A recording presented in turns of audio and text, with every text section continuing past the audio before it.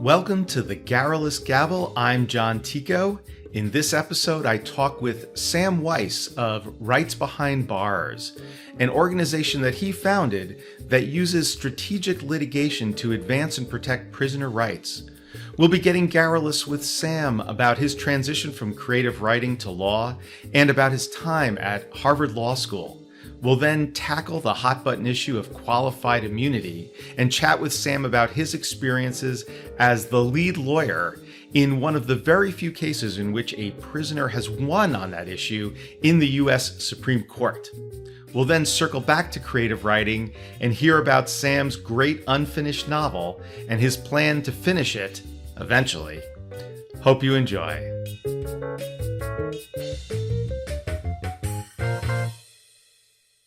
Welcome to the Garrulous Gavel. I am here today with Samuel Weiss, who tells me he goes by Sam. Is that right? Yeah, that's right. And Sam is the executive director and founder of an organization called Rights Behind Bars, which advocates for prisoners' rights. And we're going to be talking with Sam today about how he came to start that organization, about the goals and methods of that organization, and about a very interesting case that Sam took to the Supreme Court and won on behalf of a prisoner in the Texas prison system. So that was a rare victory in the Supreme Court, wasn't it? Unfortunately, yes. So we'll be talking about all of those very interesting issues and also towards the end, hearing a little bit about Sam's budding career as a novelist. Which he does when he's not lawyering. So, but let's start as we usually do, just learning a little bit about our guests. So, Sam, where did you grow up? Sure. I grew up on the campus of the University of Michigan. So sort of an academic brat. Both my folks are professors. And I grew up in Ann Arbor, ended up going to the University of Michigan for college. So for the most part, my first 22 years were in Ann Arbor. What did your parents teach? My dad taught political science, and they actually just retired this year, both of them, so almost still do. And my mom taught public policy and at the business school at Michigan. So they're not lawyers, but not so far from some of my interests. They're as close to lawyers as you can be and still be in academia? Yes. Or at least not on the law school faculty. Yeah. Was there a lot of law and policy talk around the dinner table growing up? Not really. I'd say a fair amount of politics talk around the dinner table. But no, I think they see law as a pretty distinct break from, for better or worse, what they do. I mean, I think, they see, not that they're not proud in their own way of what I do, but I think, they have very romantic ideas about the academy, which I have largely inherited. Uh-huh. And, the practitioners of the world are kind of, in the muck, getting dirty, changing things piece by piece, as opposed to, sort of musing in the ivory tower. Okay. So I think they see it as pretty different. Well, that's interesting. Well, I sort of come from a somewhat similar family. Everyone in my immediate family, both my parents and both my brothers, were science PhDs and were sort of in academic science. I was the first lawyer, so also a little bit of a break. Although I think in my case, they all seem to kind of enjoy the fact that somebody had gone out and done something different. But that's interesting. So you stayed in Michigan for college, and what was your major? Studied creative writing. Oh, okay. So you were a novelist early on, or hoping to be a novelist?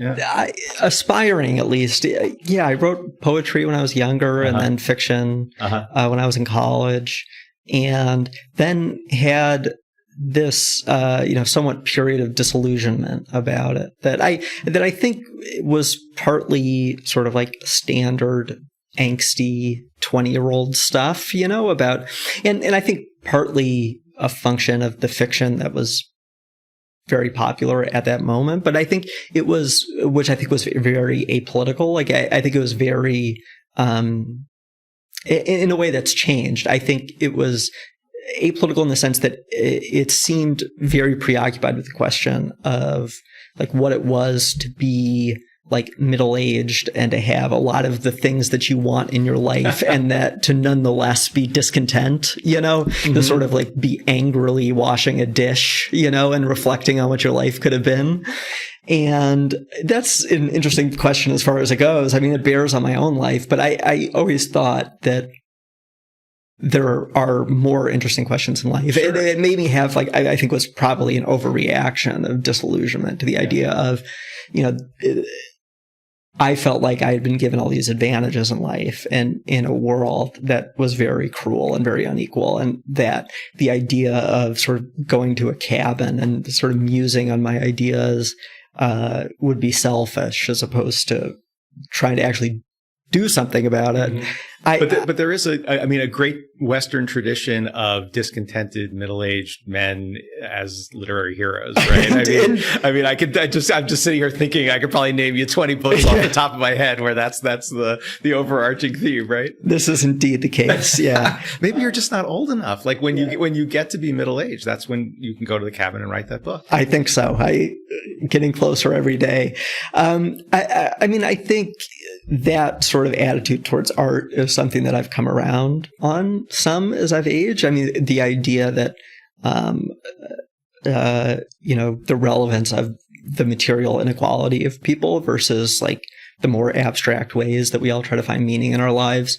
So I think I've come around, not exactly done a 180. I'm very happy with what I do for a living, but I think, the whiplash I had against my own previous feelings and dreams, I think was in retrospect an overreaction. Mm-hmm. And did you actually make a go at it as a writer after college? No, I didn't. This was just this is what was going through your head as you were going through college. That's exactly right. Uh-huh. So this was, probably between my junior and senior year of college. And then I spent a couple of years after college, pretty lost and adrift in a pretty archetypical early 20s something way that was exacerbated by the fact that I graduated into the Great Recession. So I graduated from... what year are we talking about? Yeah, so I graduated in May 2009 with a creative writing degree, and so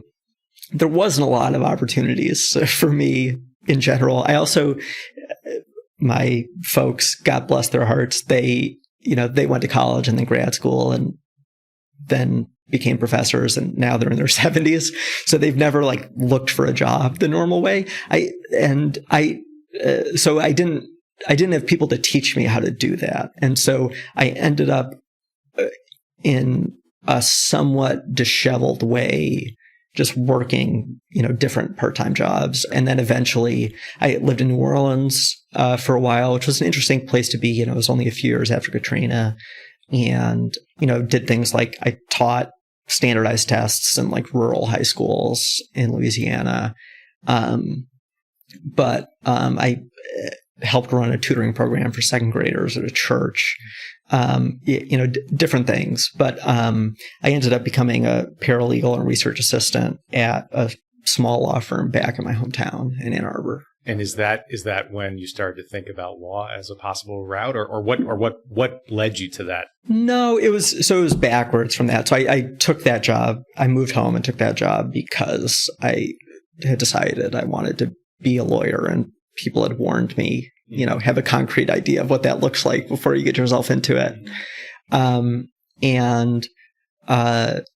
So what got you interested in law? Yeah, so I think it was that, more than anything, it was that, and this is really hard to imagine now, but in 2009 and 2010, I had done a lot of reading about the criminal justice system, and I knew I wanted to work in that area in some respect. I also had a family member of mine spend time incarcerated, and that was sort of a window into the experience that people face, although it was also it was an experience that was very mediated and mitigated by the fact that our family was a middle-class white family that had resources and social capital and knew how to navigate the system and was given certain benefits of the doubt. So I knew I wanted to do something about the criminal justice system. And like I said, it's unfathomable to think about this now, but it was just not a subject that was talked about very much. I mean, I think now, we have all these publications that are very focused on the criminal justice system. It's a very, terms like solitary confinement and mass incarceration, these are sort of widely known and accepted terms, and things that even sort of come up at Democratic presidential debates. And, but that just wasn't the case. I think one of this, which way the causation goes, I'm not sure, but the publication of the new Jim Crow in 2010, which really exploded, I think, brought a lot of awareness. And it's really been building ever since then as far as cultural change. How much policy change has resulted from that is an entirely different question. But so I figured, okay, this is like one of the great civil rights crises of our time. And unlike other policy issues, because the criminal justice system is itself a product of our legal system, pretty much the way to change it is with law, or at least through some knowledge of law. And so I figured I would give it a shot. So what exact avenue I was going to take, I wasn't sure, but I knew it was going to be advocating on behalf of people entangled in the criminal justice system in some respect. And so you decided at that point to apply to law school, and you got into a small school that I've never heard of called Harvard Law School. Is that the one up in Boston? Indeed. Okay, so you must have done okay on your LSATs. But so what was your experience when you got to Harvard? Like, do you think that that was a good choice for the career path that you were looking for? Yeah, I do. I think it's I don't say this with too much nostalgia that, Harvard is kind of a factory that gives you the job you want. And it's not the warmest or fuzziest place, but it's a place with a ton of resources, and it plugs you into this enormous alumni network. And, and I feel quite the opposite about where I went to college. I have so much love for the University of Michigan as an institution. And I got a great liberal arts education there, but it was not, it was this giant place, and it didn't teach me how to operate in the world, which is okay. I don't think that's the function of large public research universities, but Harvard, including for public interest students, as well as obviously corporate, sort of for students who are interested in corporate law, just it sort of teaches you like A to Z. Here's how you get these jobs. So yeah, let me ask you just a few questions about that experience, just to give people a little bit of insight into what it's like at a place like that. So let me start with this. What year did you graduate from law school? 2014. And how big was your graduating class roughly? It was almost 600. Which is big for a law school. So it's Harvard really big. is a large law school by class size. What would you say, just on a percentage basis, was the split in terms of what percentage of those 600 went into a large corporate law firm versus went on a path towards doing some sort of public interest law? I think the public service, it's something between 15 and 20%. Okay. But it's more like 15. The numbers get skewed because a lot of people clerk straight out, and you're not entirely sure what they're going to do next.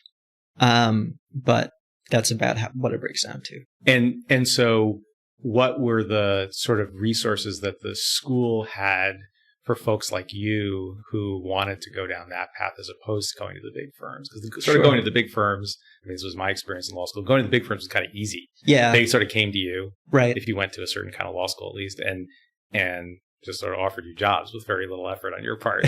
But maybe it's a little harder on the public interest side where there just aren't as many jobs to be had. But sort of how did the law school sort of help people that wanted to go on that path? Sure. So, one big picture example is that the fellowship process by which people break into, especially the more like impact litigation type nonprofits, can just be very opaque how to navigate them. And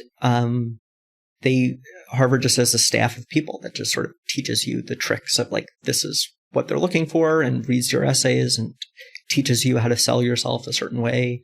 So I think that's the most helpful big picture thing, as an example that was very striking to me coming from, a great but public school from college, was they had this organization, the Prison Legal Assistance Project, where you could represent incarcerated people in their disciplinary hearings in Massachusetts prisons. And, the prisons are scattered throughout the state. And so one thing the school would do is that on the days you had the disciplinary hearings, you would just go and rent a car and drive to the prison, do the hearing, and drive back. And they would just reimburse the organization for the cost of the car. And so, just these little things of, well, that's an experience I got to have because I went to a school that prints money, and if I didn't, then I wouldn't have had that experience. And that was, I don't think that was sort of pivotal in anything that happened in my life, but it's just like one of 100 examples of the ways that it gives people advantages. And I think especially for lefty people going on to work in social justice type jobs, it's an advantage that you can feel pretty uncomfortable with, because it's turning money and prestige and power into the career outcomes that you want. And so, the presumption that some people have about elite schools, that being on that side of it can feel a little icky, but do you benefit from it? Yeah, of course. Yeah, I guess my view of that is that it's better for a school like Harvard to do that than to not do that, because the other alternative is just all their graduates go work at big corporate law firms. I mean, I went to Columbia and a number of years before you. I graduated back in the early 90s, and Columbia was not so good about that. And I would say probably a higher percentage of our graduating class ended up at big law firms, at least as their opening job. Sometimes people go to big law firms and then leave and do other things later, but at least as their sort of opening foray into the job market was into those big law firms. And I think you're right. Like for the folks who really wanted to resist that and do something on the public interest side right out of school, it was not easy, because there wasn't a day when all the employers showed up and offered you jobs like there was on the corporate side. There just wasn't the sort of organization, so it required a lot more effort, and just like you said, they didn't make it quite as easy. So I hear what you're saying about kind of it being a little bit of an unfair advantage, at least relative to people who didn't go to Harvard. But I'm not sure the alternative is better. Yeah, no, I agree. I agree with that. I mean, maybe the alternative world would be that all law schools did that, or that there was a better avenue for people to get into public interest law generally, or that there were just more jobs in that world. I mean, I guess the reality is there just aren't as many jobs on that side of the ledger, right? I mean, so you graduated, and at least according from what I've read of your bio, you sort of moved through a series of kind of what I think of as the sort of the elite nonprofit organizations, the ACLU, the Southern Poverty Law Center, the Lawyers Committee for Civil Rights Under Law, and you sort of had fellowships or short-term stints with all of those groups, right? That's right, yeah. Were you focused on prisoners' rights through all of that? So I was for two of those three. So my first job was at the ACLU National Prison Project, where I just did prison stuff, which I was happy to do, and that was on a 1-year fellowship. And again, that's the sort of job that it often, the sort of situation that is often required to break into organizations like the ACLU, and that we were talking about, that a place like Harvard helps you get.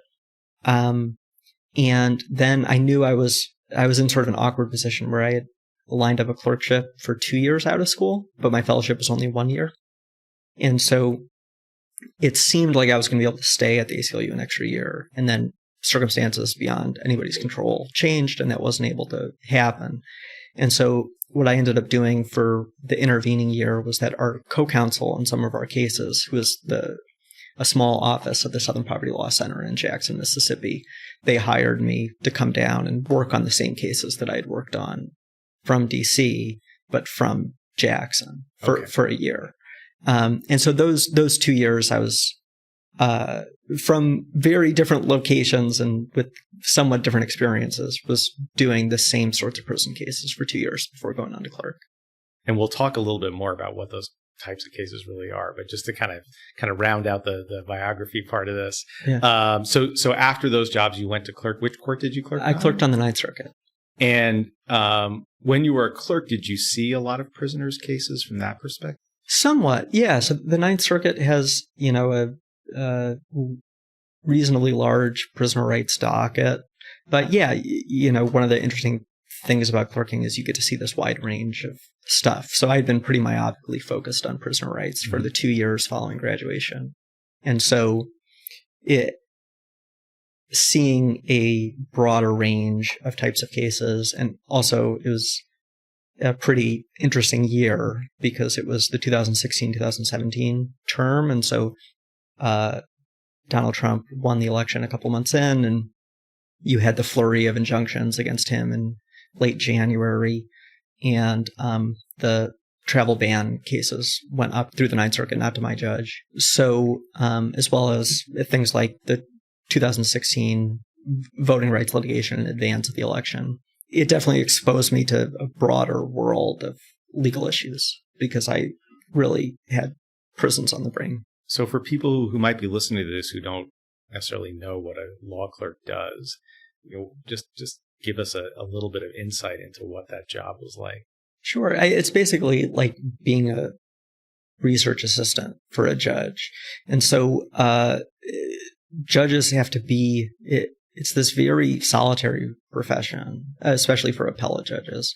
So in the Ninth Circuit, they have the heaviest docket per judge of any appellate court, any federal appellate court in the country by a pretty wide margin. And so they have all these cases to deal with, and it's a very heavy caseload. And so basically they divide it up by a quarter, and for your quarter of the cases, you try to figure out what you think the judge should do and why. Because each judge is the head of their own little fiefdom, things can operate very differently in different chambers in terms of how they run things, but mostly it involves draftings of things like bench memos, which is a term of art that just means essentially somewhat close to what an opinion would be, more balanced, less persuasive than an opinion, but your thorough take on the case to present to the judge, and that the judge can present to the other judges on the panel. But yeah, it's mostly sort of being the details person for a quarter of the cases for a judge. And which judge were you working with? Jacqueline Wynn. Did that experience? So you're exposed to like the whole docket of the court. Only some small slice of that is prisoner cases. Did you come out of that tempted to change direction and do something else? Not really. Yeah. In fact, I kind of had the opposite inclination, just in the following sense, that what it and my following job, for a couple of years after that, I worked at the Lawyers Committee for Civil Rights, and there I did some prison rights issues, but I also worked on a variety of civil rights issues. And this will get to the operating theory as to why I started Rights Behind Bars. What's so striking about prisoner rights issues versus other legal issues is the amount of thought and effort that goes into law creation, plaintiff side. So seeing things like some of the litigation against Trump firsthand, and seeing a lot of the voting rights litigation ahead of 2018, the citizenship litigation, things like that. what's so striking about it is that all this effort goes into law creation, plaintiff side. So a lot of thought goes into a defense side too, of course. And to state this is almost so banal that it doesn't need to be said.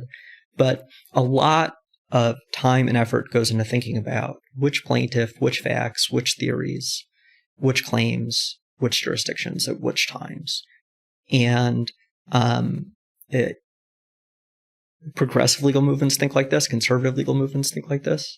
The civil rights movement famously thought like this and was incredibly effective in its legal approach. Not that its legal successes were the main reason or only reason for its success. But prison rights law gets made in this entirely different way, because 95% of the cases are filed by people who don't have a lawyer.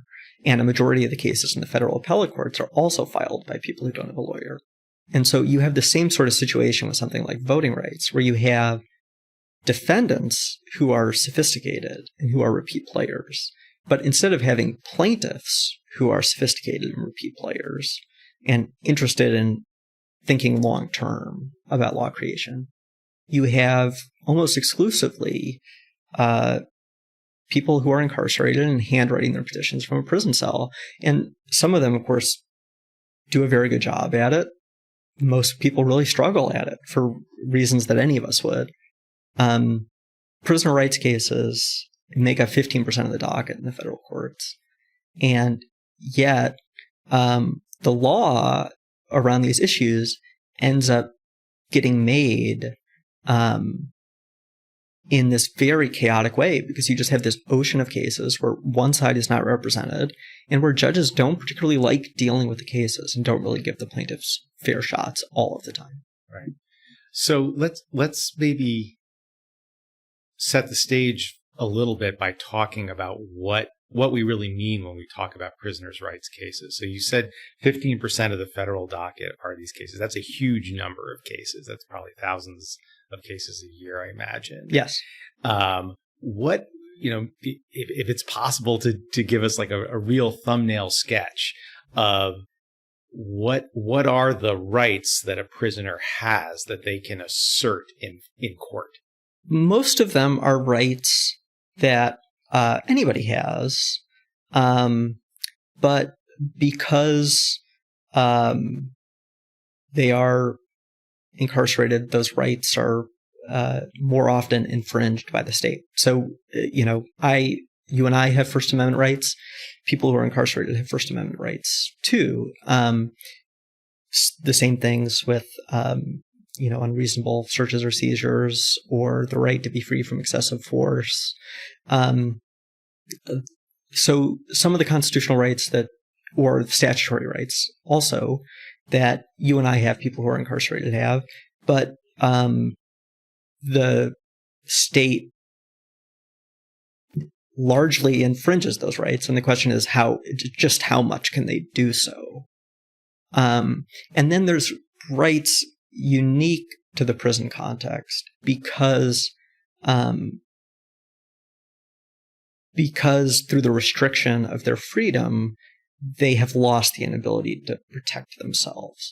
So, for example, if I'm robbed or sexually assaulted or murdered, or I commit suicide, I or my estate would not have a claim against any government official, because no government official has a constitutional obligation to stop that from happening to me. But people who are incarcerated do not have the ability to protect themselves from the violence of others. They don't have the right, or they don't have the ability to keep themselves in an environment where they can be free of suicide. And most prominently is the issue of healthcare that, for better or worse, I would say worse, you and I do not have a right to healthcare, but people who are incarcerated, because they do not have the ability to care for themselves, the state has to do it for them. And although the courts have set this at a very low bar, that does include some basic provisions of healthcare. And what is the just focusing on healthcare for a second? What is the underlying basis for that right? For people who have been convicted, it's the Eighth Amendment, the prohibition on cruel and unusual punishment. And for people who have not been convicted and are being held as pretrial detainees, it's the 14th Amendment Due Process Clause. So because of the Due Process Clause, people who have not been convicted, and this is somewhat of a legal fiction, cannot be punished at all. So any treatment that would amount to punishment is unconstitutional. And then any treatment under the Eighth Amendment that would amount to cruel and unusual punishment is unconstitutional. So does that mean that people who haven't been convicted yet are supposed to be treated better than people that have been convicted? In other words, are the standards different? Or do they sort of ultimately kind of come down to the same standards? So for a long time, courts were basically treating them as the same, even though, of course, they're in entirely different postures. I mean, people are presumed innocent. And most people, by the way, who are held pretrial are held because they cannot afford to pay money bail, not because they are presumed dangerous. But for a long time, functionally, the standards were identical. There was a case in 2015 called Kingsley versus Hendrickson that said, at least in the context of excessive force, the standards are slightly less onerous to plead an excessive force claim if you are a pretrial detainee.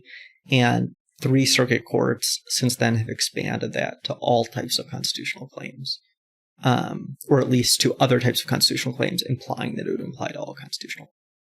But the standard is still very hard to meet. So what we would call like the Kingsley issue, or like the expansion of Kingsley, because that's the name of the 2015 case that drew this distinction.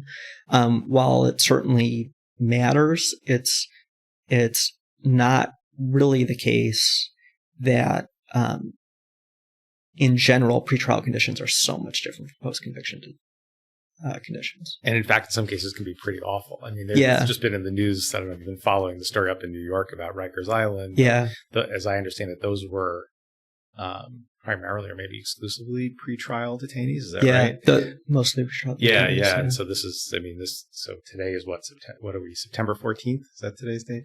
And I think just yesterday there was a spate of news stories about the conditions at Rikers Island, which is a major pretrial detention center in New York City, that apparently was just really awful conditions inside that were sort of became public because a group of New York state legislators sort of visited the jail and then saw what was going on and then sort of drew some press attention to it. But overcrowding, very poor sanitation, and the report was that there was a prisoner who actually attempted suicide right in front of the legislators as they were touring the facility.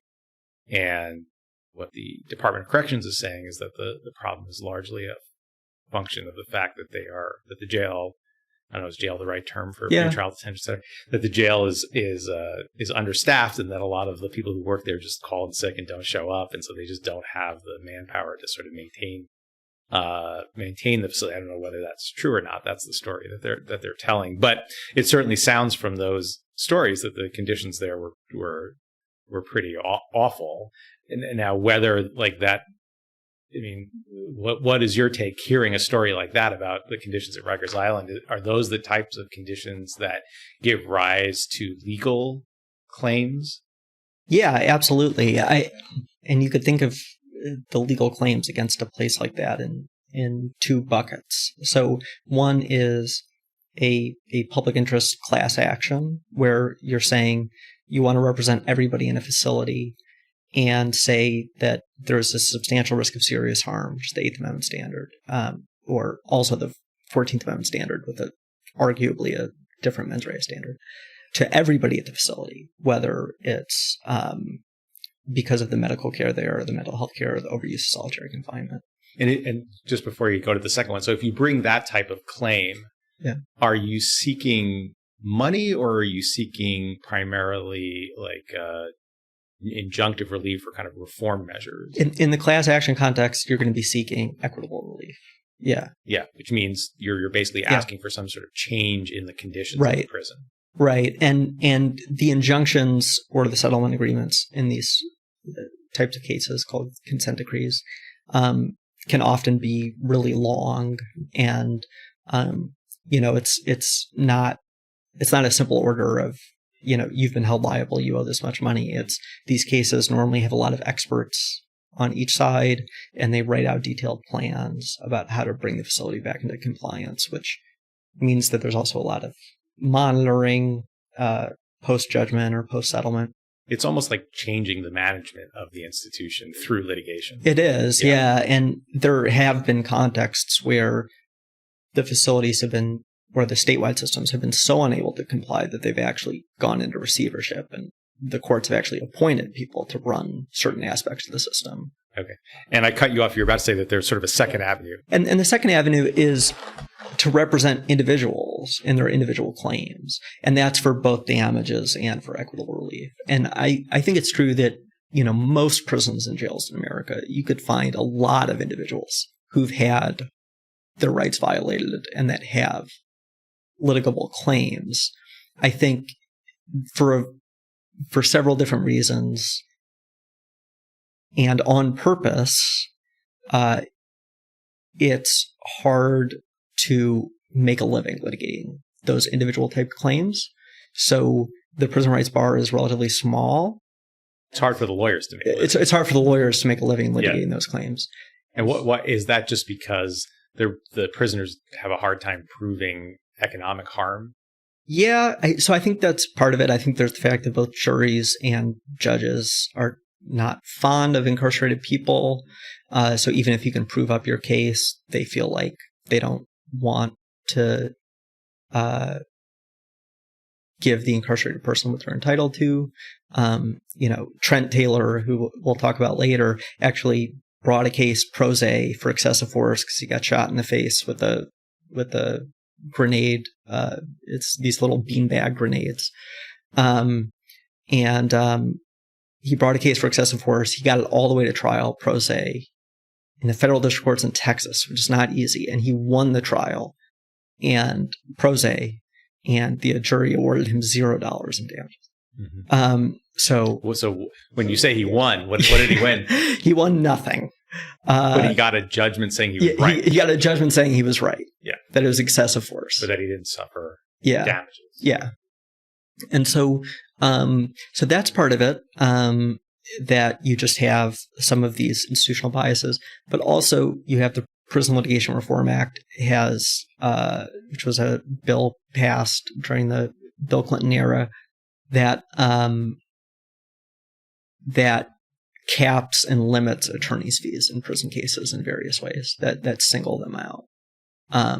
It also creates things like exhaustion requirements, where incarcerated people have to exhaust their administrative remedies internal to the prison. And if they don't, they're unable to bring their claims. And states and municipalities often have very complicated procedures. In many cases, it seems like intentionally to try to keep their litigation costs down. Right. So, this is an area of law. It takes up a huge percentage of the federal court's dockets. It's complicated. It's constitutional, but there aren't lawyers involved in the vast, vast majority of those cases. So it's it's a somewhat unusual area of law in that respect. And that was my experience when I clerked as well. That there was a huge number of these cases, and they were, as you say, almost always handwritten. Piece of paper that a prisoner had written something out by hand about whatever their complaint was, with some attempt to cite some legal authority, mailed it into the court dockets it as a case, and then some judge has to deal with it. But one of the roles that lawyers typically play in litigation is to kind of act as a filter between the client and the judge, right? To sort of take the client's story and present it to the court in a way that the court is used to seeing it and can digest easily and can understand, and to just make the right legal arguments to go along with the story, right? And prisoners, at least in my experience, were not really able to do that. And so because of that, the judges often, I think, perceived those handwritten petitions as sort of burdensome because they were difficult to deal with because there wasn't a lawyer involved. If the judge was going to take it seriously, right, they would have had to read through the handwritten thing, figure out, okay, what is the story here, then kind of figure out on their own whether there was some legal claim, figure out what had to be done with a case where there was no lawyer involved and where the plaintiff was incarcerated. And I think there was very strong sort of institutional bias against those petitions for all those reasons, that they were just sort of, they existed almost outside of the normal course that all of the other cases took. I think that's exactly right. Yeah. So you kind of see all of this from your first few jobs in the public interest world, and maybe you see it also as a law clerk. And so at some point you decide that you need or that the system needs some sort of new type of organization to deal with this. So tell me a little bit about where that idea came from and how you went about starting Rights Behind Bars. One of the motivating factors, I'd say the key one behind starting Rights Behind Bars, and I'm not the first person it occurred to, and I would learn, and I'm not the only person working on it, but is this imbalance in resources going into creating good law around prison law issues. And what I thought could work was the tracking of this pro se litigation. So, like I said, we're talking about 15% of the federal docket, 7,000 cases a year. That's a lot, but it's not so unmanageable that you couldn't do some tracking and sorting of this in looking for cases that actually could make good law and that were gotten rid of because of these institutional biases that you're talking about. So what is the information out there about these cases that you can track?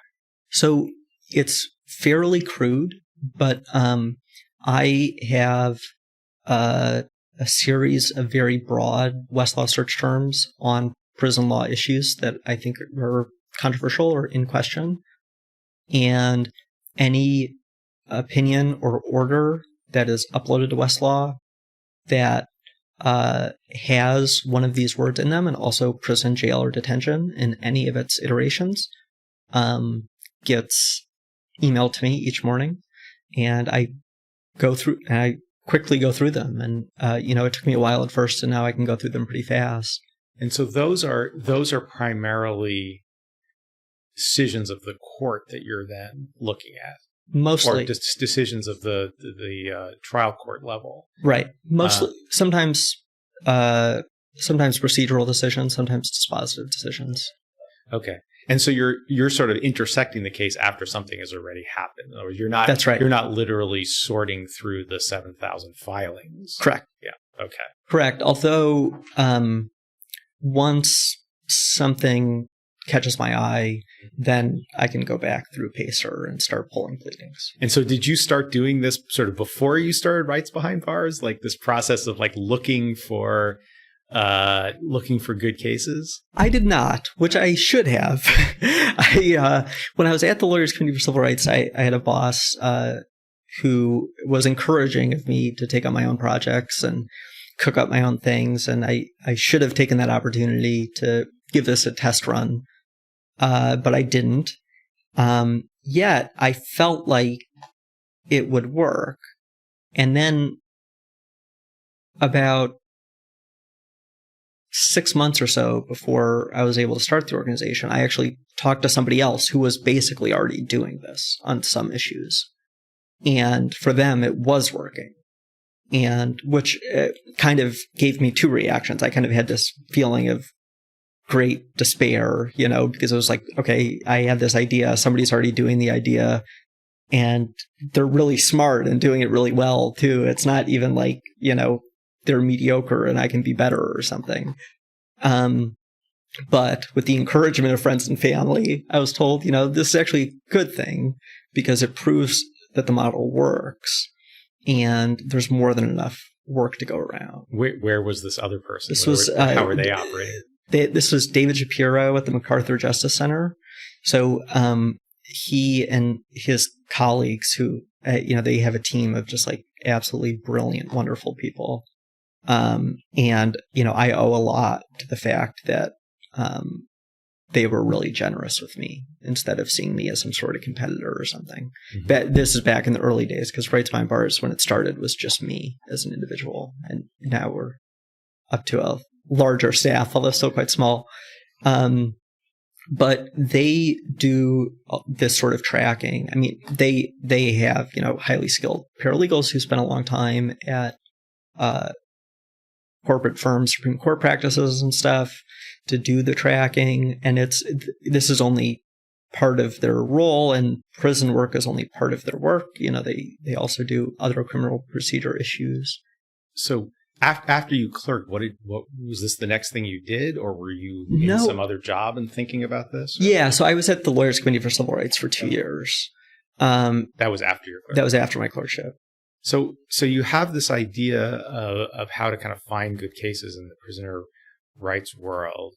And why not just do that inside of one of these other existing civil rights organizations? What gave you the idea to start a whole new organization? Yeah, so I think I have sort of legitimately good and not just self-rationalizing reasons for this. And I also have selfish reasons for it.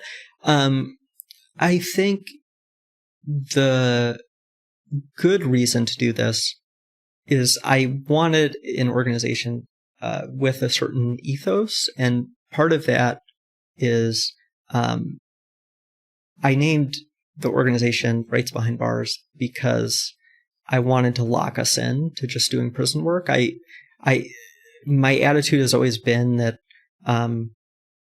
if this doesn't work out, I can get a different job. I'll be okay. But what I don't want to do is turn this into something that I didn't want it to be. In the world of criminal justice reform, there are understandably a lot of people who want to talk about people who are very sympathetic, who are nonetheless incarcerated, people who are factually innocent, who are only being held because they can't pay a small cash payment, people who are in for nonviolent drug crimes. And those people are very sympathetic, and I feel for them. But my clients over the years have often been people who have made serious mistakes.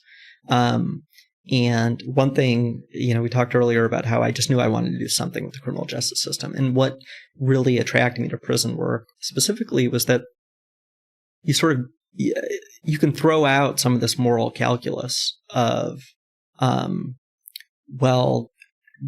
this person committed a relatively minor offense, and you think they're a bad person, but they're not a bad person. I just felt this very clear moral clarity about no matter what people have done, these horrible things shouldn't be happening. People shouldn't be denied their medication. People shouldn't be tortured in solitary confinement. People shouldn't be left without disability accommodations. People shouldn't get sprayed in the face with mace for no reason. People shouldn't be sexually assaulted because they're transgender. But is the implication of what you're saying that in order to do that, you had to create your own organization? It's one thing I wanted to do was to not have to think about any internal politics, because I was working at an organization that worked on many different issues, and that had to think a lot about, this horrific abuse happened to a person, but what kind of crime did he commit? To their credit, a place like the ACLU, I don't think does that with their clients, in part because they have a special prison office that's what they do, and they have deep moral commitments about prison issues. But I also think a place like the National ACLU, in terms of its leadership, they, right after the travel ban injunction that we talked about earlier, people donated $100 million to the ACLU, and it wasn't because of what was happening in private prisons in Mississippi, which is the work I was doing for them. It was because they thought Donald Trump was bad. So I did want to work at a place where we weren't thinking about, okay, what are the optics of this? What are how sympathetic is this person? Because for me, that doesn't enter the moral calculus of how I do this work at all. It's not something that matters to me. Does it matter though for case selection? So it does matter somewhat for case selection. Although, because it doesn't matter to you, but it might matter to the judge, right? Yeah, that's right. So it matters for case selection in the sense of when we're going out and doing affirmative cases. It doesn't matter as much for the appellate docket, which we've talked about. So we dubbed this our track and intervene model, where we look at the pro se cases because appellate courts are nominally considering pure issues of law, and they're not confronted with the actual person. I think it's easier for them to have more emotional distance and act less unbiased. With trial courts, it's harder. And so, yeah, when we're doing the affirmative cases, I think it is a variable. It's a variable among many about how they'll present. So let's just kind of finish the storyline of how this organization started, and then I want to turn to the Taylor case, because this is a very, very interesting case, and I think is very illustrative of the type of work your organization is doing. But just to kind of tie a bow on the narrative here. So what year was it when you started Rights Behind Bars? Sure. It was the fall of 2019. So we're coming up on the 2-year anniversary. All right. So still a very new organization. And I think you said when you started it, the organization was you. It was just me. I was the executive director, but whom was I directing? And in those 2 years, how much has it grown? What is it now? It's actually, we had 2 people start today. Congratulations. Which was very exciting because the 2 of them are very wonderful, both on the sorts of fellowships that I talked about earlier. So we are now a group of 5. And we probably will be for the next year. And are you set up as a nonprofit? We are. We're a 501c3. 501c3, so you have some sort of board? We do. And presumably you have some donors that help fund the organization? Yes. So you do fundraising of some sort? We do. And we've been fortunate so far. I think fundraising in this space is very difficult. I think a lot of the prison rights work is by some of these larger organizations is cross-subsidized by some of the, more politically salient work, or at least politically salient to some people. But we've been really fortunate that there have been a couple of foundations that have really been interested in our work. I think some of the work we did at the Supreme Court, which I think we're very proud of, but the outcomes were somewhat idiosyncratic. We couldn't have predicted it. I think helped us catch some attention, which has been helpful for us. And are foundations the primary source of your funding then? Currently, yes. Yeah. So, I looked at your website, which I highly recommend to anybody who's interested in your organization. It's rightsbehindbars.org. And on there, you talk about a number of kind of the key issues that you're focused on, at least at the moment. And you list among those things disabilities accommodations for prisoners, qualified immunity, which we can talk about a little bit what that means, and the use of solitary confinement. And one of the cases that you took was this case, Taylor versus Riojas. Am I pronouncing the second name? Riojas. Riojas. Okay. It was Taylor versus Stevens below, so it's kind of burned into my brain. Right, but your client was Taylor. Yes, Trent Taylor. Trent Taylor. And this was a case that went all the way to the Supreme Court, and that you actually got a victory in the Supreme Court in November of 2020, a rare victory for the plaintiff in a prisoner's rights case. And I think from what I've read about this case, it really sort of crosses into all 3 of those issues. So maybe this would be just a good example that we can talk through to kind of give people a sense of where your cases come from and how they develop. Sure. and the types of issues that you're faced with. So let me start with this. How did Trent Taylor become your client? I'm not proud to admit it, I suppose. But I read about his case in the Fifth Circuit because it kind of circulated around law Twitter. The Fifth Circuit opinion in his case came down on December 20th, 2019. And so, like we said, I started Rights Behind Bars just a couple months earlier. So part of it is tracking district court cases that we think are incorrect, bringing them up to the Federal Court of Appeals. So this predated our time. It was already briefed pro se before we existed. And the opinion came out on December 20th, and it got some circulation because the outcome of it was pretty shocking. So Trent was, according to the prison, had attempted suicide, was in a maximum security psychiatric prison. And this is in the Texas state system, correct? Yeah, this is in the Texas state system. And he was put in 2 cells over a course 6 out of 7 days. He was naked, and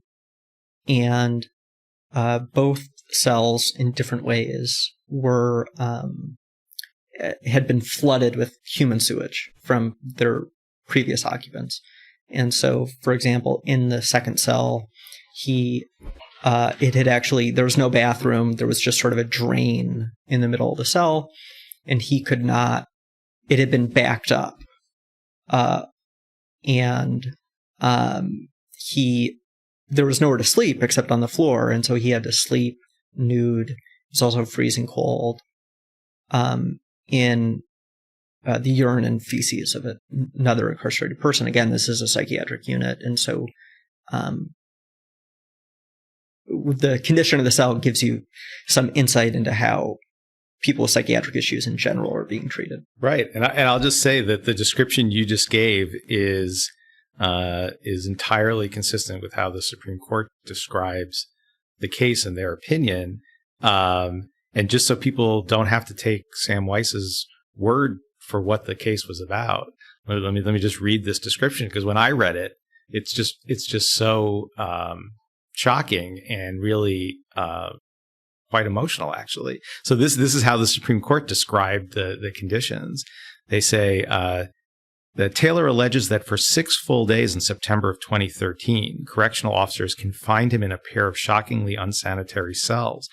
The first cell was covered nearly floor to ceiling in massive amounts of feces, all over the floor, the ceiling, the window, the walls, and even packed inside the water faucet. Fearing that his food and water would be contaminated, Taylor did not eat or drink for nearly 4 days. Correctional officers then moved Taylor to a second, frigidly cold cell, which was equipped only with a clogged drain in the floor to dispose of bodily wastes. Taylor held his bladder for over 24 hours, but he eventually and involuntarily relieved himself, causing the drain to overflow and raw sewage to spill across the floor. Because the cell lacked a bunk, and because Taylor was confined without clothing, he was left to sleep naked in sewage. I mean, that's kind of a brutal read. I mean, and maybe you encounter this kind of stuff day in and day out in your practice. But I'm a pretty jaded guy who's been a lawyer for a long time, and just reading the first paragraph of that opinion, it kind of actually had me choked up. I mean, this was a guy who was, the opinion doesn't really give much of the backstory to sort of how he ended up in that situation. But it really was, a really arresting set of facts. So you encounter him on Twitter. Yeah. This is after he has already represented himself pro se in the Fifth Circuit. Pro se in the Fifth Circuit. And to his credit, he didn't get a terrible result in the Fifth Circuit, right? No. As I understand it, just from what I've read, he actually won on one of his theories, and on the theory that the Supreme Court ultimately focused on, which had to do with the conditions of the cells, the condition of the cells that he was kept in, the passage that I just read. The Fifth Circuit, as I understand it, had ruled that those conditions did in fact violate the cruel and unusual clause, but that Taylor had to lose the case under what is known as qualified immunity. Is that right? That's exactly right. Yeah. Okay. So, and let's put a pin in what qualified immunity is, because this is a big topic and a hot topic right now.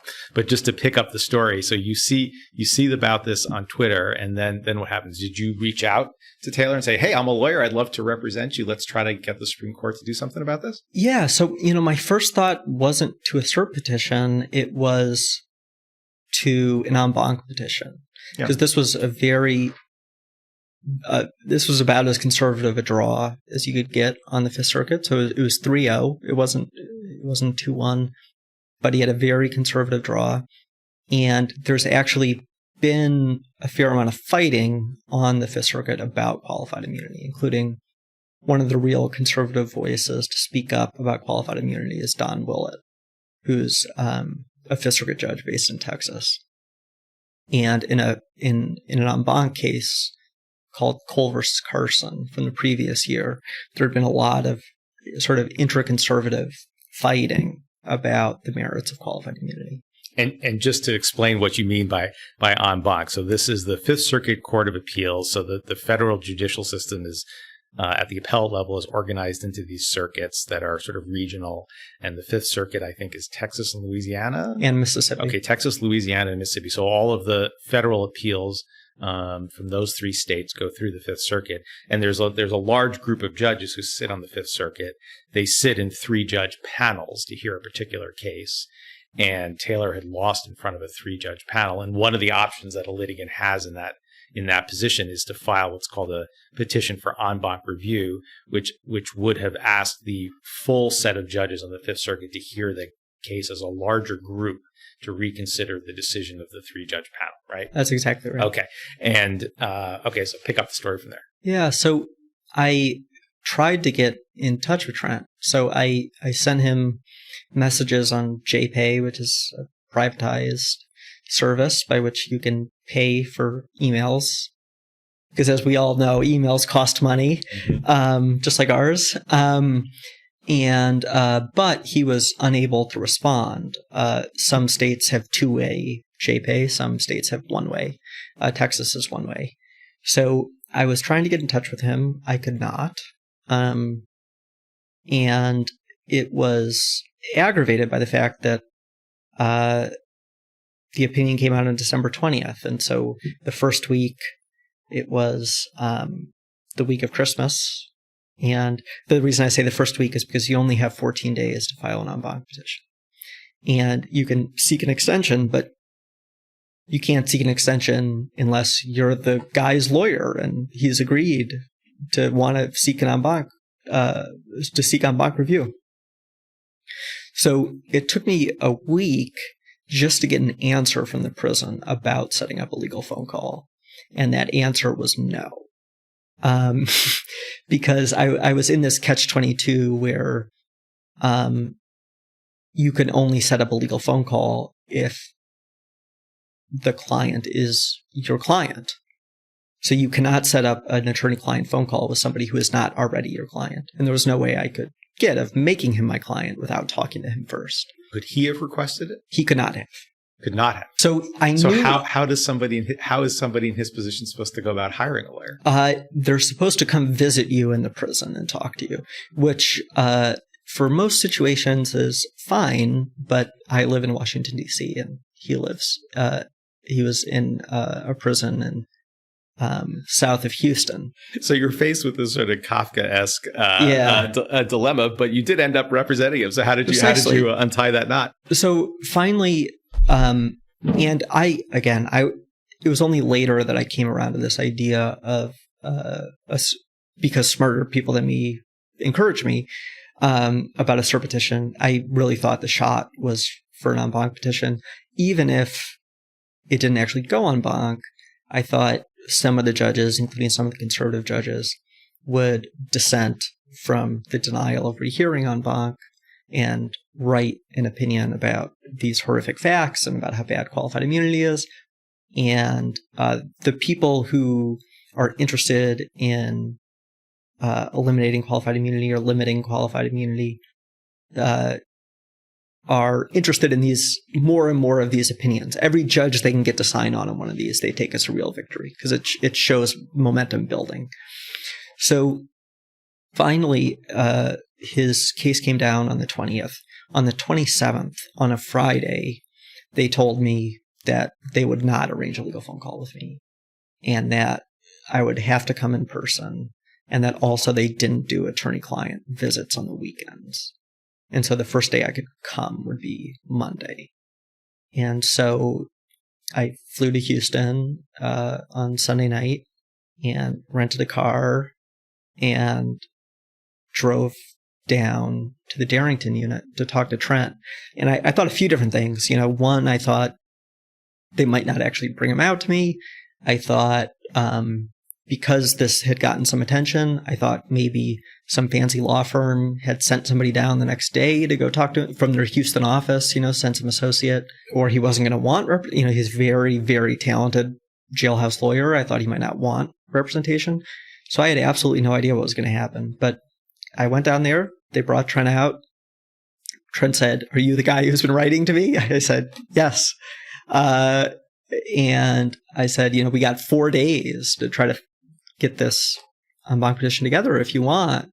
And he said, he's a proud guy, and rightfully so, and he's proud of his work. The thing is, it takes, because he had been transferred, he actually never even got the opinion. And so he found out through my JPay message that he had lost.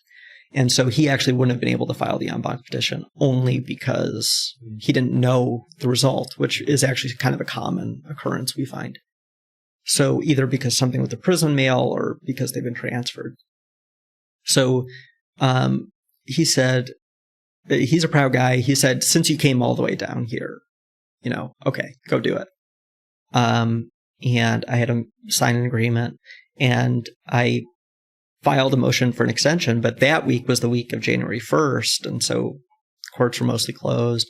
So they ended up granting it, but after it was already due, and so I couldn't have relied on it. So I just had to go back to D.C. and write the en banc petition as quickly as I possibly could. And I have a little more confidence in these things now, but this was like the very, very early days of doing this, doing it on my own, and it felt very high stakes and hard in that moment. And but I had help a friend of mine named Elizabeth Cruikshank, who's on our board, who's an absolutely brilliant appellate lawyer, helped me with it. And not for pro bono credit, or she was at a law firm at the time, not for pro bono credit or anything, just out of the goodness of her heart. David Shapiro, who I mentioned earlier, also reached out to me and was actually just tracking the docket the way that I track dockets, and saw my notice of appearance. And he said, "Hey, tight turnaround. Do you want an extra set of eyes?" And again, just like purely out of the goodness of his heart, and helped a lot. So we got that on file, and then nothing came of it. They denied it without a single call for the vote, which I think maybe they had already had their big fights about qualified immunity. But it was pretty bitterly disappointing. So maybe this is a good time for us to just say a word about what we're talking about when we talk about qualified immunity. Sure. So I'll try to just summarize it as quickly as I can, because whole books have been written about this topic, but just to kind of summarize it so we have some basis for talking about it. What we're talking about here is a statute, 42 Usc Section 1983, correct? Mm-hmm. And this is the law that's been on the books for a long time. I don't know, when was that statute passed? It was after the Civil War. Yeah, so it's been on the books for a very long time. And, without going into all the details of that statute, the basic idea of the statute is that it provides a cause of action to sue a state official who violates your constitutional rights. Right. For damage. For damages. And that's the important thing. So this is the vehicle by which you could recover monetary damages if your constitutional rights have been violated by a state official. I'm leaving out a lot in saying that, but that's the gist of it, right? That's right. Okay. And then over the years, the Supreme Court has developed this idea of qualified immunity that applies to that statute. And as I understand it, the basic idea is that even if you prove that your constitutional rights were violated, that the defendant in that case, the state official who violated your constitutional rights, could be found to be immune from liability, meaning they don't have to pay you any money, if the constitutional right that they violated was not, quote unquote, clearly established at the time of the thing that they did to you, right? Is that at least a fair summary? That's absolutely a fair summary. And so that has led to a lot of litigation. I take it that this is an issue that gets litigated in a lot of civil rights cases, not just in the prisoner context, but it's also very commonly litigated in cases against police who violate citizens' rights in various ways that they can assert qualified immunity under the statute as well. And this question of like when is a constitutional right clearly established is an issue that has been hotly debated in the courts through the years. So, and this was the issue on which Taylor had lost in the Fifth Circuit again, right? The Fifth Circuit had said, yes, your constitutional rights were violated when they put you in these cells naked with the human feces and didn't let you go to the bathroom. But at the time that they did those things to you in 2013, it was not yet clearly established that those things violated your constitutional right. So I would say to a layperson, that makes no sense at all. Like, how can both of those things be simultaneously true? How can it simultaneously be true that they were violating his rights while at the same time those rights were not actually clearly established? So can you like tease that apart a little bit? How would you explain that to a layperson? Sure. So I think the Supreme Court, what the Supreme Court is nominally doing, although I don't think it's right that it's actually doing it, is incorporating immunities that existed in the common law at the time that Congress passed that statute. And so that when Congress passed that statute, they had in mind that there was some sort of good faith defense, where if the defendant was violating a right but did not know that they were violating a right, or could not have known that they were violating a right, that they shouldn't be held liable in that particular instance. That going forward, people should know. And one could imagine, Supreme Court cases like Miranda or something, where the Supreme Court announces, what we've all heard on television, you have the right to remain silent, as the rule going forward, and saying, well, now that the Supreme Court has announced that rule, that doesn't mean that people who didn't get read their Miranda rights last year get to sue and get damages because it wasn't a right back then. The issue, or at least one of the big issues here, is just at what level of generality do we define the right? Because defined very, something like the cruel and unusual punishment clause, that's been around since the passage of the Bill of Rights. It's been around for a long time. If you define it that generally, then qualified immunity doesn't mean anything, which I think it shouldn't, because I think it shouldn't exist. But if you define it as so specifically to just match the exact facts of any particular case, then defendants will always receive immunity. It will be absolute immunity because...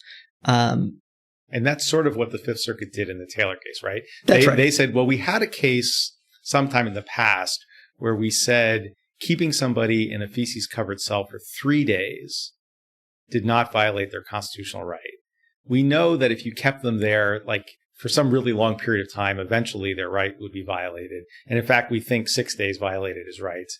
But there wouldn't have been any way for the prison guards to know exactly when they had to remove him from the feces-covered cell in order to not violate his constitutional rights, right? That's sort of what the Fifth Circuit's reasoning was, right? Yeah, that's right. So what a lot of courts have done with the Supreme Court's insistence, frankly, is to use this sort of logic puzzle method of qualified immunity, that each variable has to match up. So here they had a case about a dirty cell for 3 days that said no constitutional violation, and a case about a dirty cell for a couple of years that was a constitutional violation.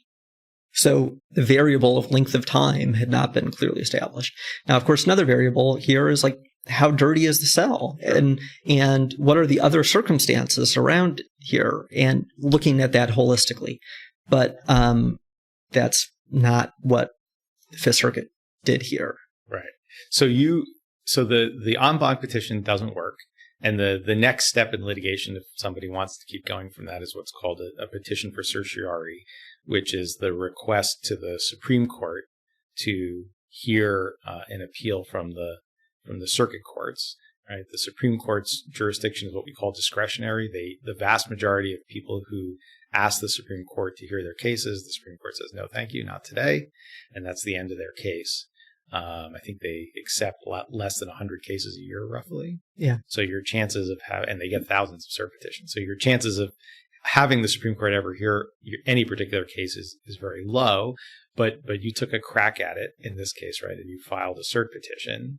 But you made some other interesting strategic choices in conjunction with that. So tell me a little bit about kind of what the thinking was on your side going into the cert petition, about how to frame the issue and about what you were asking the Supreme Court to do.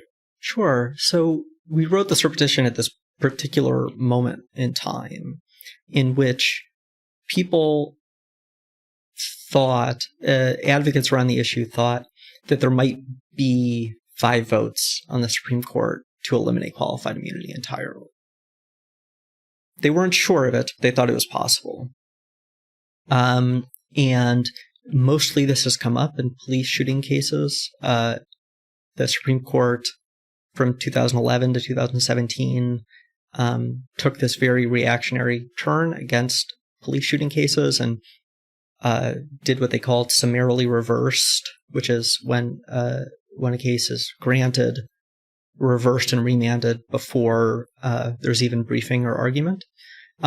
In a couple of dozen qualified immunity cases, most of which were police shooting cases.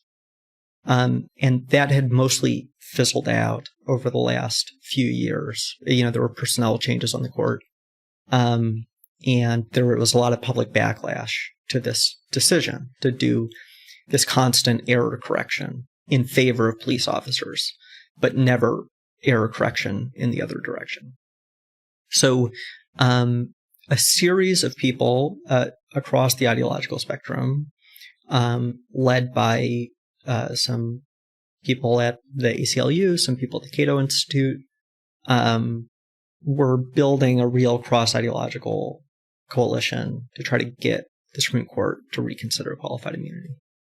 And they were mostly doing so in the context of policing cases, where this has attracted the most attention. But because the facts of this case were so extreme,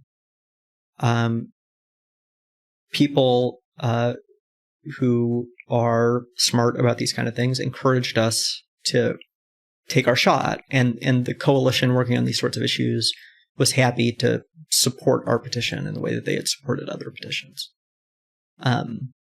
There's one strange wrinkle to this, which is that the one conservative justice who had written that he thought that perhaps qualified immunity should not exist is Clarence Thomas.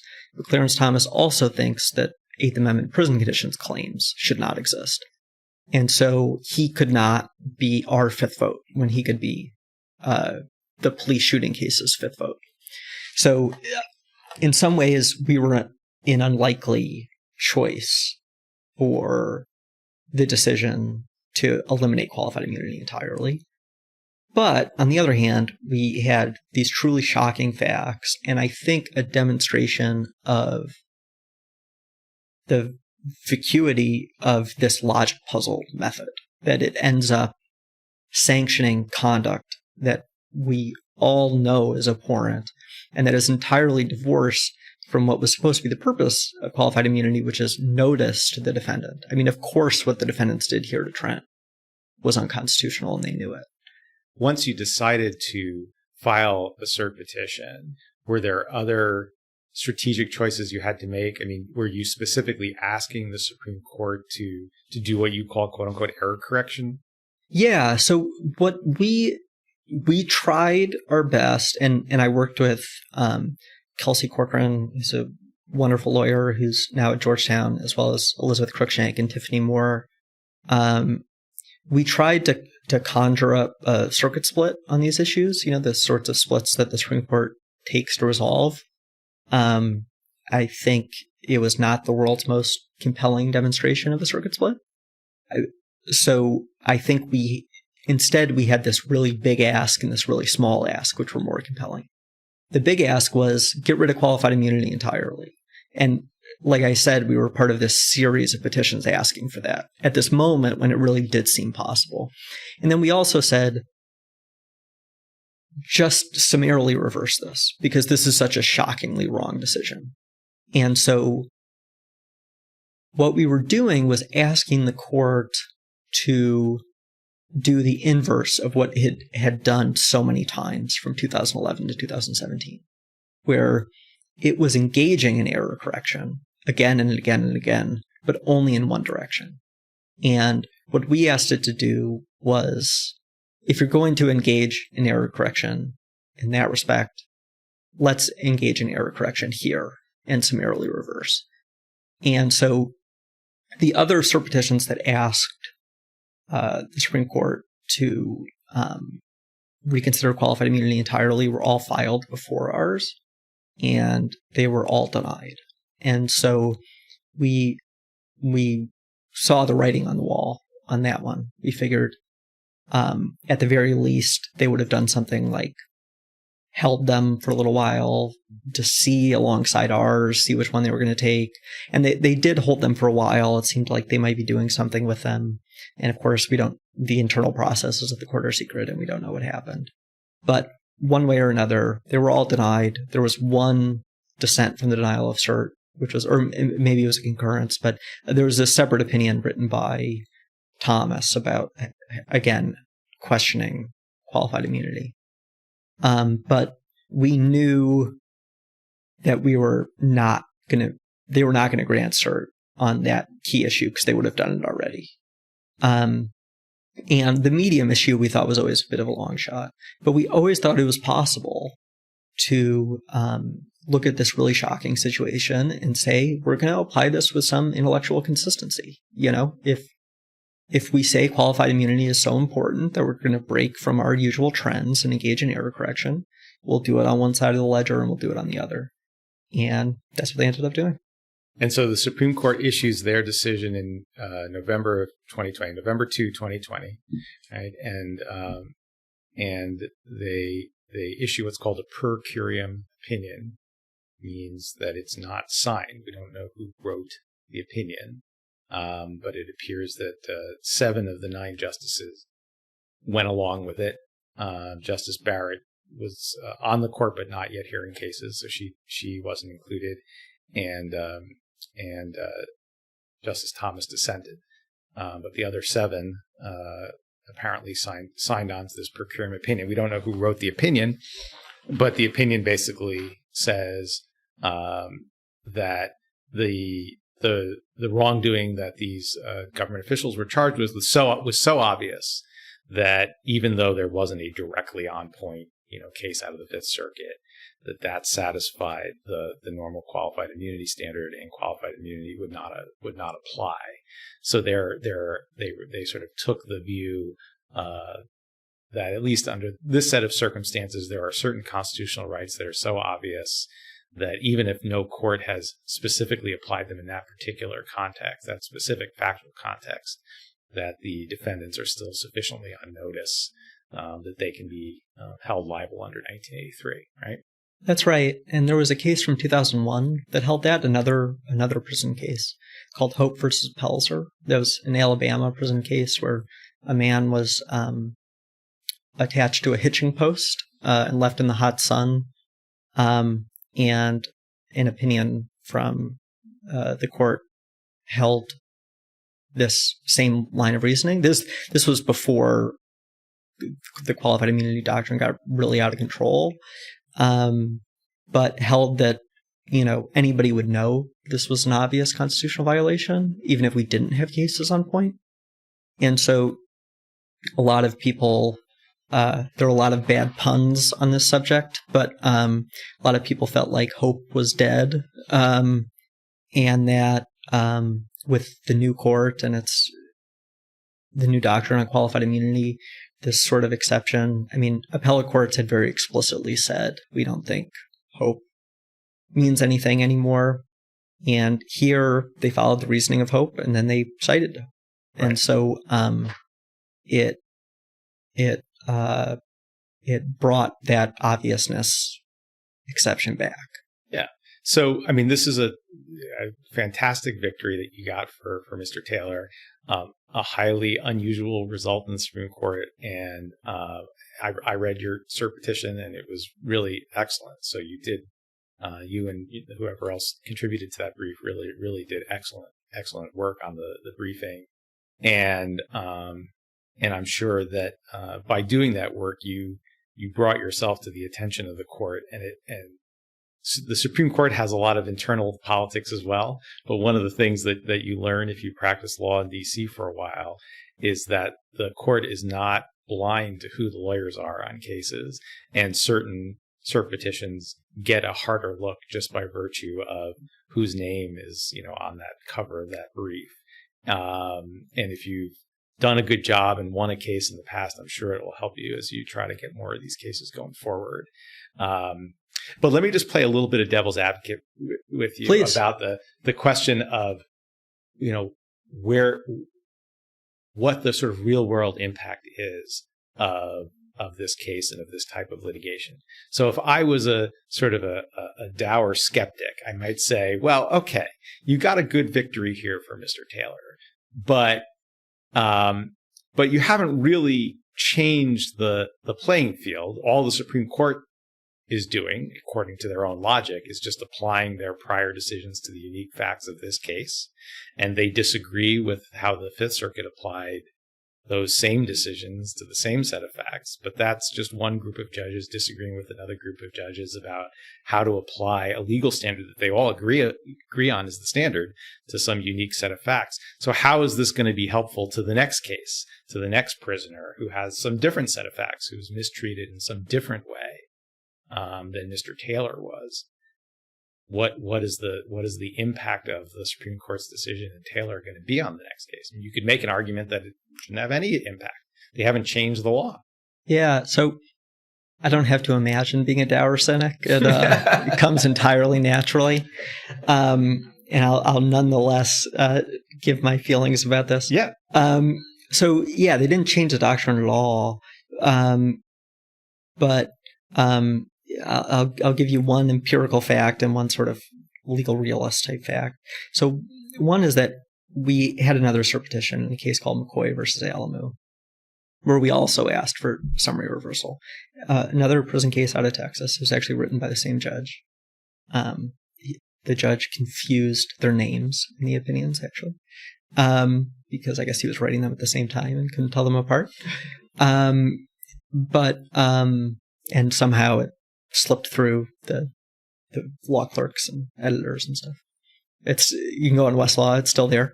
But our client, Prince McCoy, was sprayed in the face with mace for no reason. A guard was mad at a different prisoner, and the prisoner held up a mattress to the food slot in his cell so that the guard could not mace that incarcerated person. And so he went up to Prince McCoy and maced him for no reason. And the Fifth Circuit did have law about being assaulted for no reason, but not specifically about mace and whether mace was sufficiently serious. And so we filed this petition, myself and Danny Greenfeld from MacArthur Justice Center, aforementioned.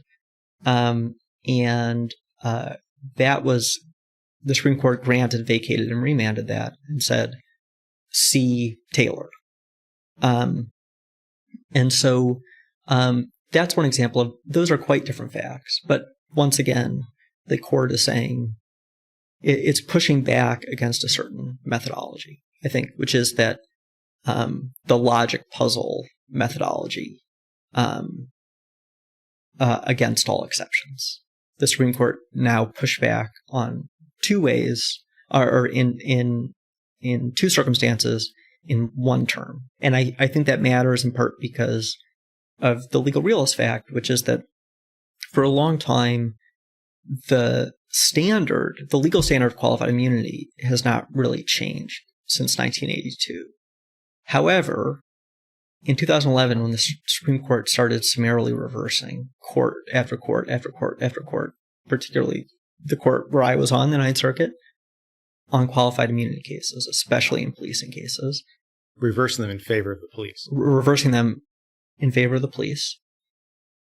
It made federal appellate judges scared to do what they thought the law required of them by its own standards, because they do not like being reversed. And ordinarily, like you said, almost no cases from the federal appellate courts go to the Supreme Court. So you don't have to think about getting reversed. It doesn't have to cross your mind most of the time. If you're not in some blockbuster case, or if you're not creating a circuit split or deepening a circuit split, it doesn't have to be on your mind. However, for federal appellate judges for the last 10 years, they have known that if the Supreme Court disagrees with you on the merits, they will just summarily reverse you. And you can always err in one direction, even if it's an unpublished decision, as some of these have been, even if it's not creating any sort of circuit split, you can still get reversed. However, there's no such thing as erring too far in the other direction. There's no such thing as reading qualified immunity as so muscular that the Supreme Court will reverse you for that. And what we saw in Taylor and McCoy is that the Supreme Court, maybe they were idiosyncratic opinions. I think it's possible that they were, but not in what they said, because like you said, they just restated the law, but in the Supreme Court's willingness to take them and restate the law in that way. I think that's possible. However, I think it demonstrates to the federal appellate judiciary that there is some leeway here to do what you really think is right. And so I'm hopeful that that leads to better conclusions for our clients in prison cases and in other cases where people are suing the government. Yes. I mean, I think what you're saying is that there is sort of like there's a vibe that the Supreme Court gives off that reverberates down through the lower courts. And this is true on a lot of different issues, right? And that vibe sort of depends on the particular issue, and it changes with the composition of the Supreme Court and how that composition lines up on different issues. And Taylor was kind of a big shift in the vibe of this issue. And that vibe will be picked up on in the lower courts. And now you also have something you can cite, right? Right. It matters in legal briefs whether the case you're citing is 20 years old or 6 months old. And now you've got a nice recent decision from the Supreme Court that you can point to where the prisoner won. Right. And like that alone, I think, is worth a lot in litigation. You can just say, look, here's a case from the Supreme Court very recently on qualified immunity where the prisoner won, and that if you knew nothing else about the case, right, that sends a certain signal down the chain to the lower court judges about what's going on. All right. One more question with my cynic hat on. All right. I saw in the amicus briefs that were filed in your case, there were some very good amicus briefs filed on your side in the Taylor case. And those briefs were largely focused more on the question of whether qualified immunity should exist at all, right? Because as you point out, one of the things you were asking the Supreme Court to do, which they didn't do in your case, was to take the case as a vehicle for reconsidering the doctrine of qualified immunity in total. And so in the amicus briefs, there were a lot of arguments about why that doctrine should be gotten rid of or restricted in some way. And one of the interesting facts that I picked up from there is that one of the amicus briefs pointed out that qualified immunity doesn't really have much practical effect on the actual state actors in these cases, because in 99% of the cases, or more than 99% of the cases, the state actors are actually insured. In other words, that the state government that employs them has bought some insurance policy, and even if they're found liable for damages, that money's never going to come out of the pocket of the individual state employee. It's going to be paid for by some insurance company that is issued a policy to the state government. And so therefore, the interest that qualified immunity is supposed to protect really doesn't exist at all. And so why have this sort of extra layer of litigation, this extra defense that isn't really doing what you think it's doing? But I guess you could sort of focus on that fact and say, well, okay, then if we're just going to maintain the doctrine of qualified immunity and narrow it a little bit, that's not really going to change what's happening in the prisons either, I could argue, because, the prison guards are never going to pay these damages anyhow. So even if Mr. Taylor prevails in his case, I take it it's been sent back down and he's now waiting for a trial, right? That's right. If he prevails in his trial and gets a damage judgment against the guards or the other officials in the prison, that damage judgment is just going to be paid for by some insurance policy. And so what is it about the qualified immunity issue that actually sort of matters at the level of changing the way the guards act in the prison? This has been studied more in the policing context than the prison context, but I think it's possible that there really could be more change because of these facts, that if individuals are being sued, especially for these giant amounts, I mean, you think of police shooting cases or something like that, or prison suicide cases, where people are getting $8 million verdicts or something or more. These individual officers are judgment proof by that standard. And having individual officers go bankrupt really isn't the solution to a lot of these problems that, as Trent's case demonstrates, are really systemic. Now, of course, in the view of a lot of people, including me, the problems are so systemic that the changes we're talking about are really more radical than what a lawsuit like this is going to win. But just in comparing, well, it's coming out of their pockets, so they're being really deterred by it, which is true that that's not happening, versus you have the public entity bearing that cost, whether directly through indemnification or indirectly through the purchase of an insurance policy. But, you have rates going up or down. I think you want the public entity on the hook so that both so that it can actually pay out the amounts for the harm to people, and because these are systematic problems and you want them incentivized to have policies and procedures that stop the most egregious abuses, as opposed to this theory of, well, there's just some really bad apples that need to be deterred. I guess if I was kind of critique that, I would say, well, sometimes lawyers can get very almost sort of like distracted by the law, in the sense that, there's some goal out here that we're trying to achieve, which may be, making prisons safer, reducing police brutality, right? And we stumble upon this issue, qualified immunity, which is just like a wonderful litigator's kind of issue, right? We can fight about it. There's all sorts of arguments on both sides. It's very fact dependent. It's the kind of thing that like litigators can really dig into.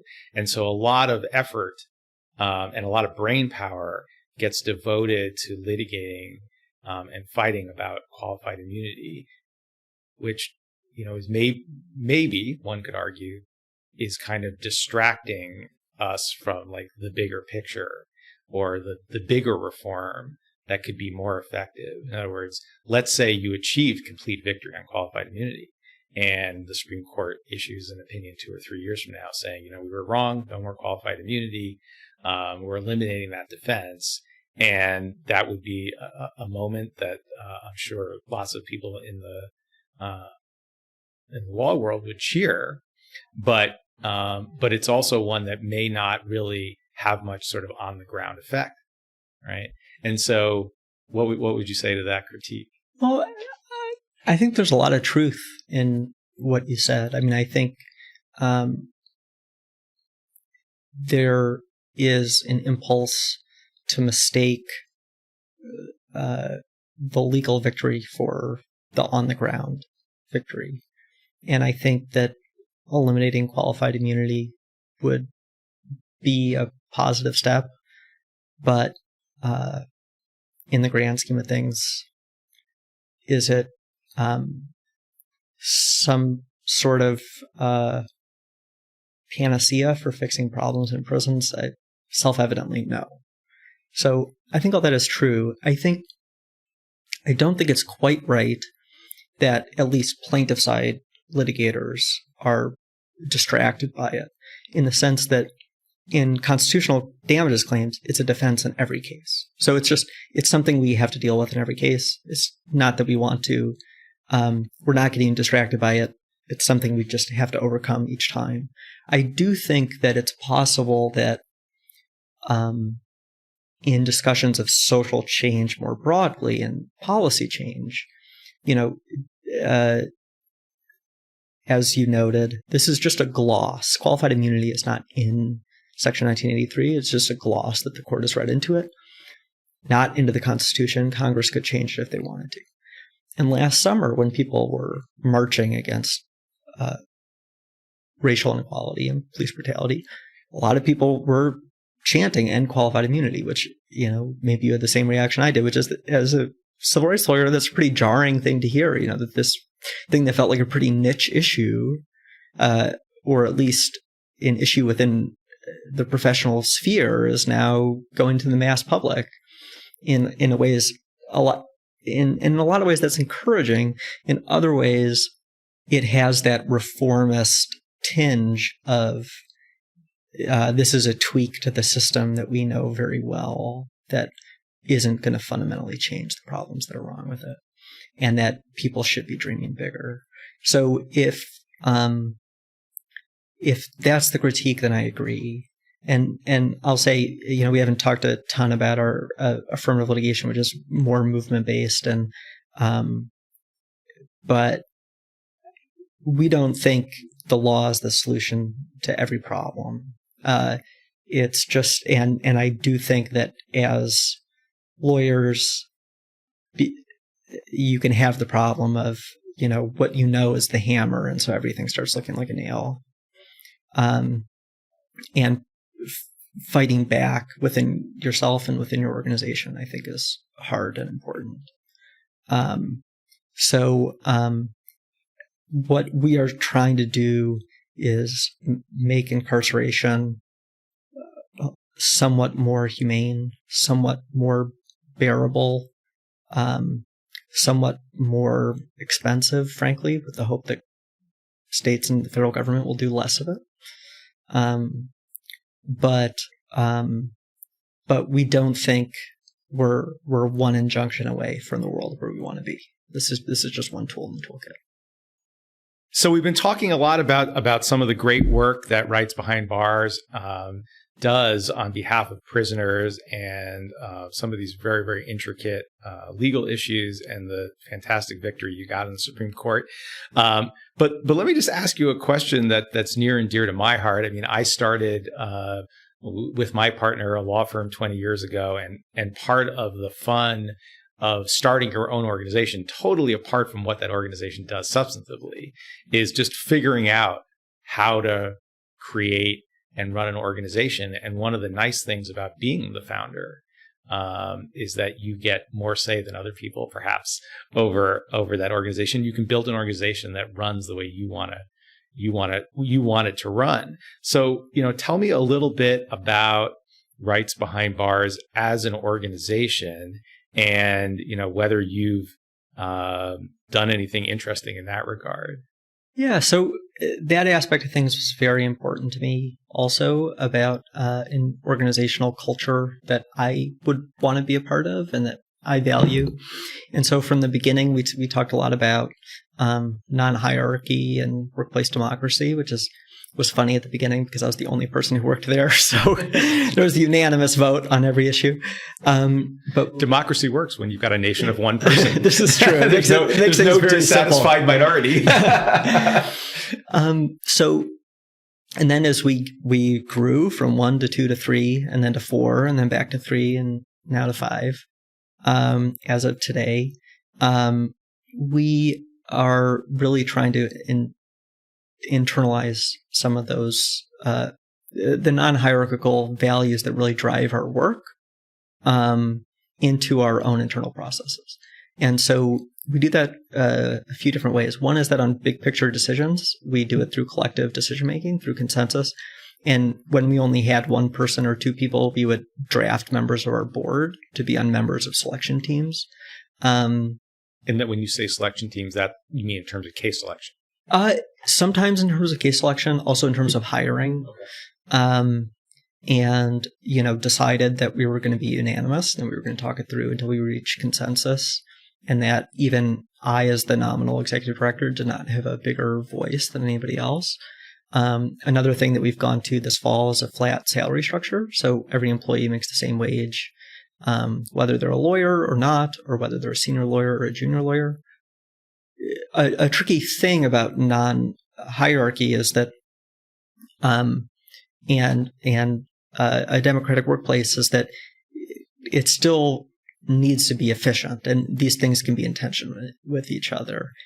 And the way that we've solved this so far, and it's going to be a challenge. I mean, even with 5 people, that's obviously very small, but to me, it feels huge, and I'm excited but anxious about the challenge. But a way we found to balance this is that we all collectively decide who's going to be in charge of which decisions.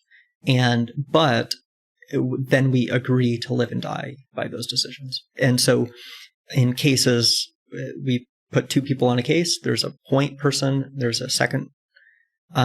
Sometimes the junior person is the point person, not the second person. And as a more senior person in a second chair, I sometimes voice my opinion very strongly, but it's ultimately their call about whether to accept my opinion or not. And that goes for other institutional decision-making processes too, where decisions I make in terms of the leadership of the organization, I make because we all as a staff collectively decided to imbue me with that decision, as opposed to I was here first. And so I think that has fostered an environment where people really take a ton of initiative. They can have a lot of ownership over things. Their work and opinions get respected. They're challenged a lot, and they rise up to those challenges.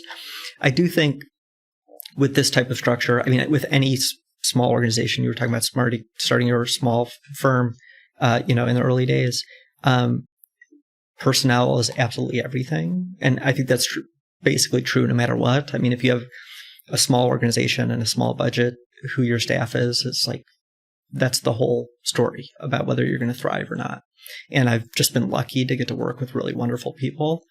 But especially if you're going to flatten decision-making, it becomes even more important that the people you're bringing in are really capable of that. And so we've invested a lot of time and energy to every time that we hire or sponsor somebody for a fellowship. Is this somebody who I can see as a peer from the first day that they step in? And I've been really fortunate to find people where the answer is yes. Yeah, no, that's great. And an interesting experiment. We should chat again in 5 years from now when you're up to 10 or 15 or 20 people and see how that's going. But I mean, every organization has to find its way about how to make decisions. I mean, there are big strategic decisions, and then there's just mundane little decisions about, what color should be on the website and what we should have for the lunch meeting. And every organization has to find their ways to make those decisions. So I absolutely wish you the best of luck. And you've had amazing success in only 2 years and in the middle of the pandemic. So you've started out big, and I have a sense you're gonna be doing great things in the future. So I wish you luck with the organization. Well, we've been going for quite a while, so I usually like to just end with something a little lighter and a little more fun. And I asked you before we started, what you'd like to talk about, and you mentioned to me that in all of your free time, and I'm sure you have tons of it, you've been working on a novel, kind of going back to your creative writing roots. Is that it? Yeah, it's somewhat coming full circle. I think for a long time after college, because I'd really been sort of consumed with art and writing, I graduated from college and felt like I didn't know anything about the world, like really nothing. And you might not have been wrong. The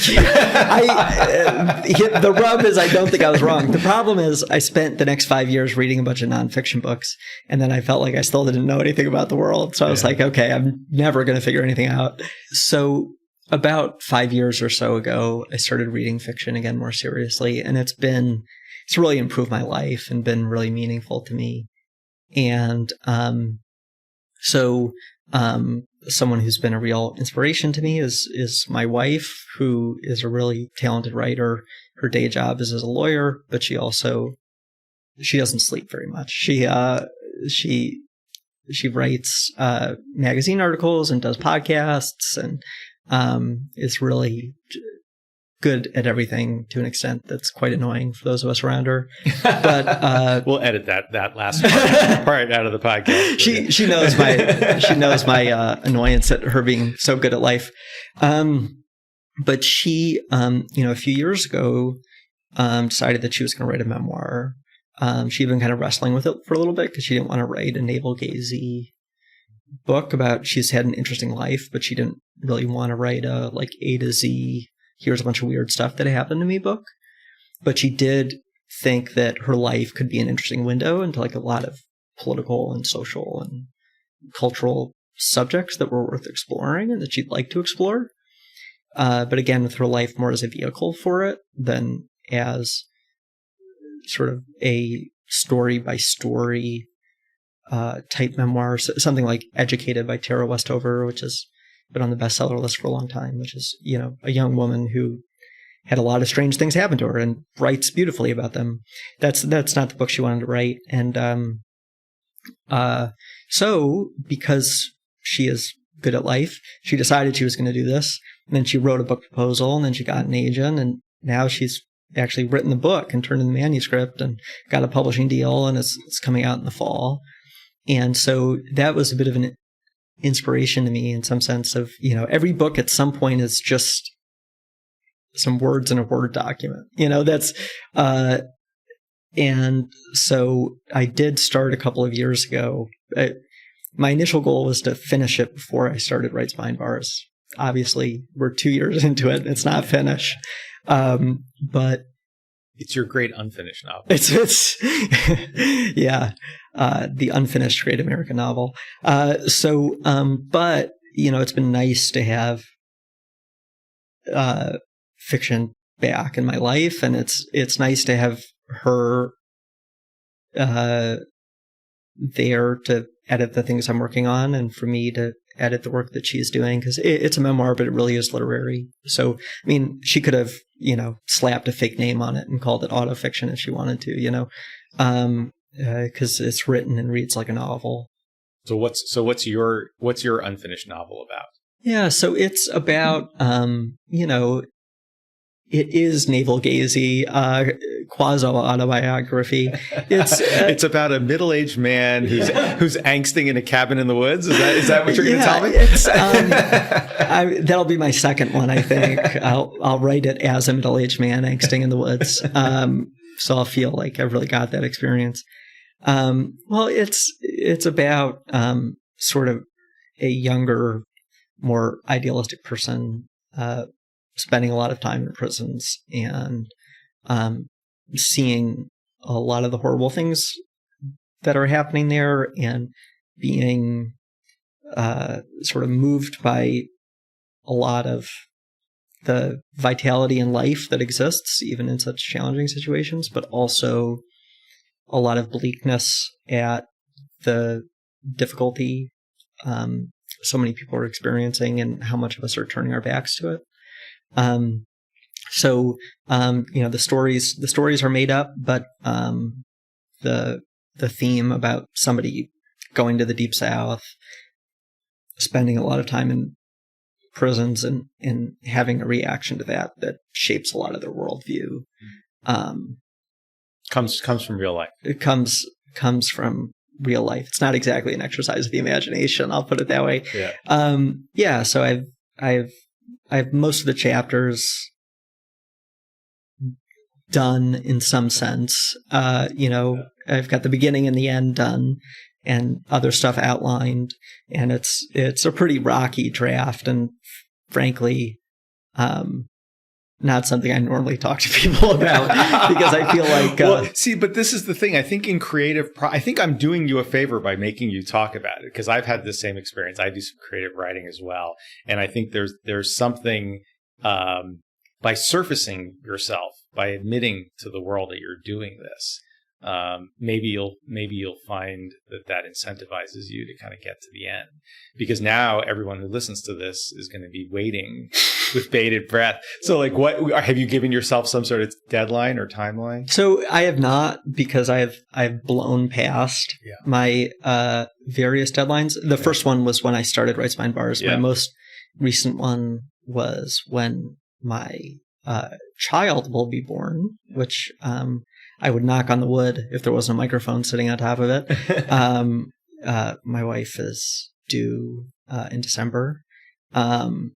So that's not happening, given the number of words left. Once you have a small baby and a small nonprofit that you're trying to stand up, I'm sure you're going to have even more free time. I know. So let's see. So we're in, what is it, September of 2021.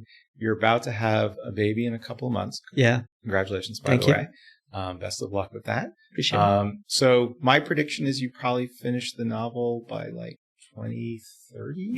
I think that's an optimistic take. I would take that in a heartbeat. But it's good to have a little bit of a side project. Well, does it have a title yet? It does not. All right. It is a Scrivener document. Entitled Smith versus Jones, to stop anybody from opening it. Got it. In case they stumble across my computer. So we will be waiting with bated breath for Sam Weiss's great American novel when it arrives, and when it does, we if we're still doing the podcast, you can come back and pitch your book. Well, hey, we've been going for quite a while, so I think we should probably wrap it up. Thanks for coming. This has been a really interesting conversation. Like I said, best of luck with Rights Behind Bars. I'm sure you're going to do great work. Best of luck with the baby and with the novel when you get back to it. Thank you so much for having me. I really appreciate it. Great. Thank you for listening to this episode of the Garrulous Gavel. If you enjoyed it, please subscribe wherever you listen to podcasts. You can always find us at garrulousgavel.com. If you'd like to send feedback or suggest a guest, please contact us at our email address, garrulousgavel@gmail.com, or on Twitter at garrulousgavel. Our cover art was created by artist and illustrator extraordinaire Joan Tico. Our theme music was written and performed by scientist and saxophonist extraordinaire Robert Tico, and our producer is the inimitable K.O. Myers of Particulate Media. See you next episode.